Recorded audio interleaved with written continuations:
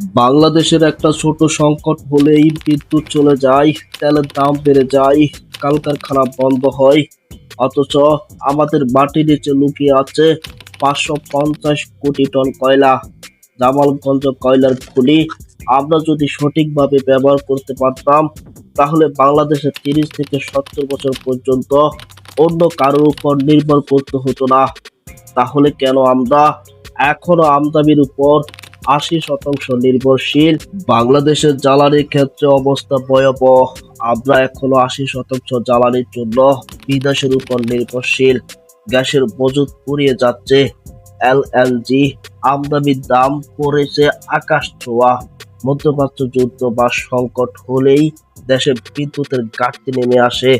অথচ উত্তরবঙ্গের জয়পুরহাটে, জামালগঞ্জে 1962 সাল থেকে আবিষ্কার হয়েছে দেশের সব থেকে বড় কয়লার খনি, প্রায় 550 কোটি টন কয়লা।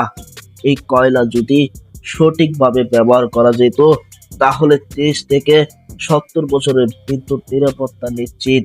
জামালগঞ্জে কয়লার খনি মজুদ প্রায় 1053 মিলিয়ন থেকে 5450 মিলিয়ন টন পর্যন্ত। গভীরতা 640 মিটার থেকে 1158 মিটার, অর্থাৎ খুবই গভীর। এজন্যই উন্নত খনন সম্ভব না। যদি কয়লার খননের কাজ শুরু করা হয়, তাহলে বিশাল এলাকা খনন করতে হবে, লাখ লাখ মানুষ বাসস্থান হারাবে। তাই বিকল্প হিসাবে এ সমস্তই স্থগিত রয়েছে। বাংলাদেশের সম্পদ তো আমাদেরই, এটাকে কাজে লাগাতে না পারলে আমরা চিরকাল আমদানির গোলাম হয়ে থাকবো। আপনার মতামত কি? জামালগঞ্জে খনি চালু করা উচিত নাকি পরিবেশে বেশি ঝুঁকি? কমেন্টে জানান।